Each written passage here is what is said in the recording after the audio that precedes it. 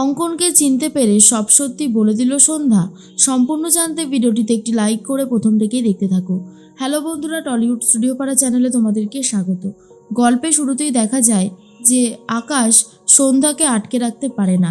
এরপর সন্ধ্যা অটো করে চলে যাচ্ছে, কিন্তু সন্ধ্যাকে যখন জিজ্ঞেস করা হয় কোথায় যাবেন, তখন আর সন্ধ্যা কোনো কথা বলতে পারে না, কারণ সন্ধ্যার তো কিছু মনেই নেই, তো বলবে কি করে।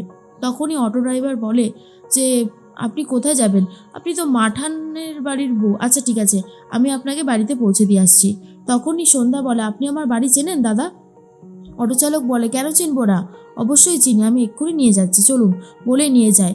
অন্যদিকে দেখা যায় যে বিজয়া বাড়িতে এসে ফোন করে নীলকে আর বলে, নীল, আমরা বাড়িতে ভালোই ভালোই চলে এসেছি।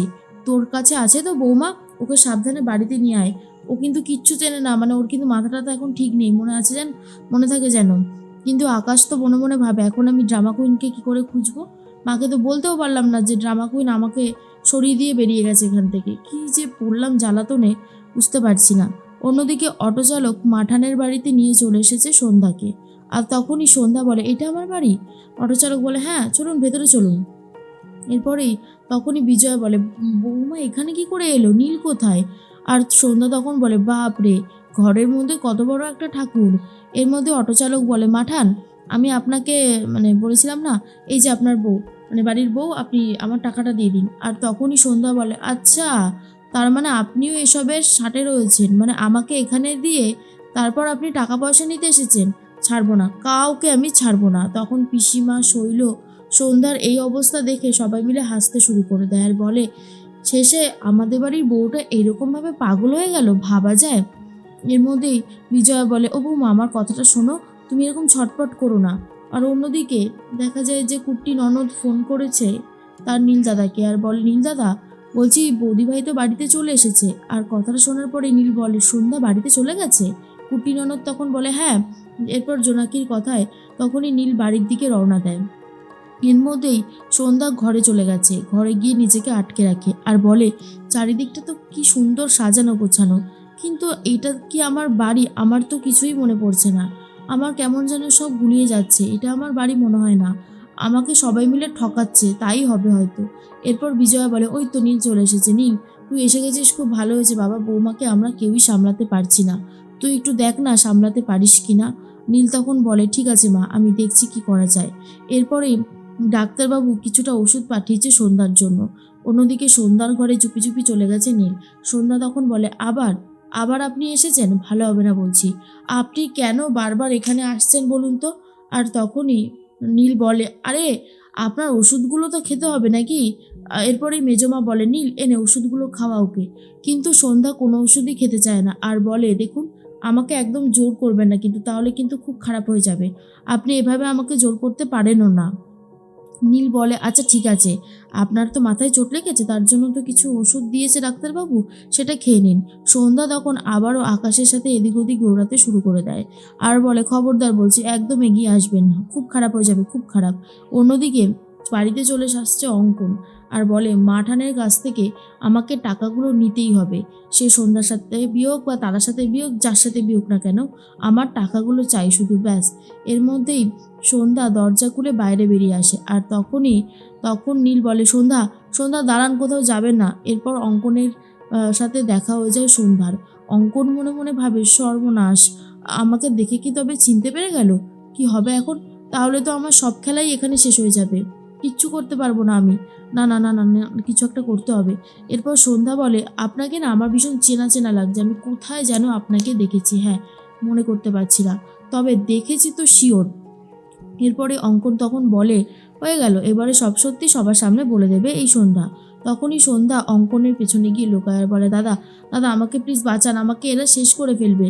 এরপরেই নীল তখন বলে, সন্ধ্যা, আপনি কেন এরকম করছেন? আমার কথাটা শুনুন, তাহলে বুঝতে পারবেন। কিন্তু সন্ধ্যা কোনো কথা শুনতেই চায় না আর বলে, না না না না, আমি কোনো কথা শুনবো না।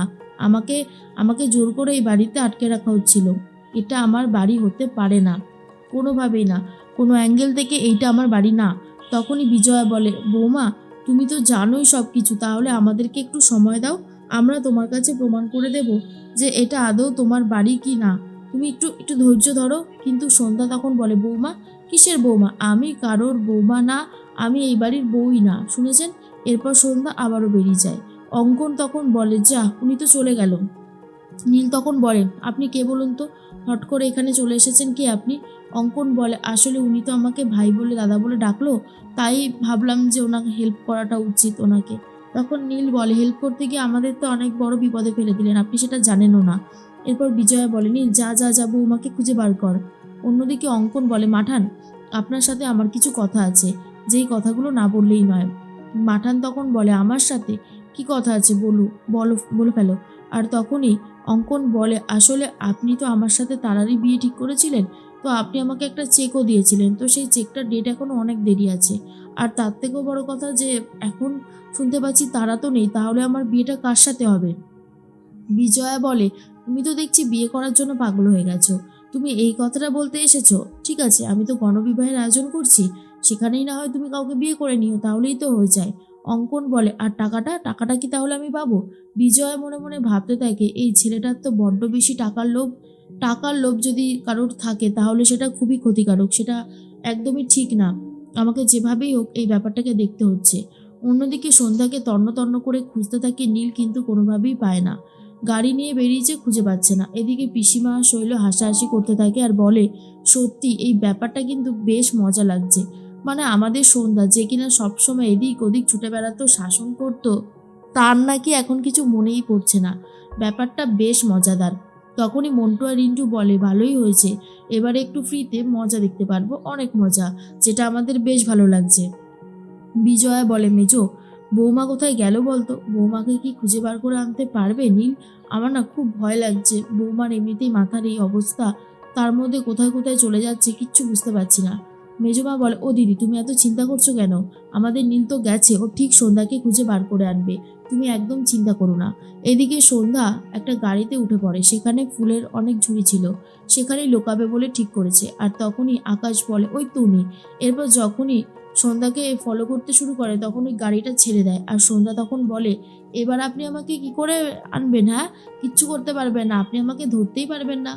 নীল তখন বলে, আরে বাবা, গাড়িতে যখন উঠেছেন সেই গাড়িটা তো একবার না একবার থামবে, তখন আমি আপনাকে ঠিক ধরে নেব। সন্ধ্যা তখন বলে, এই রে, এটা তো ভেবে দেখিনি, এবার কি হবে? আমি তো নামলেই উনি আমাকে ধরে ফেলবে। উফ, এত চিন্তা আর কোথায় রাখবো? কেন ওনারা আমার পিছনে পড়েছেন? আমি তো বলছি আমার কিছু মনে পড়ছে না, তারপরেও জোর করে আমাকে এরকমভাবে আটকানোর চেষ্টা করছে। আমার আমার স্মৃতির সিঁদুরটা আগে মুছতে হবে। এই বলে সিঁদুরটা মোছার চেষ্টা করছে, কখনো মাদুরিটা খুলে ফেলার চেষ্টা করছে, কেমন একটা পাগল পাগল টাইপের করছে। আর অন্যদিকে নীল সন্ধ্যার পেছন পেছন যাচ্ছে, গাড়িটা যেখানেই থামবে সন্ধ্যাকে নিয়ে বাড়িতে ফিরে যাবে নীল, এটাই ভাবছে।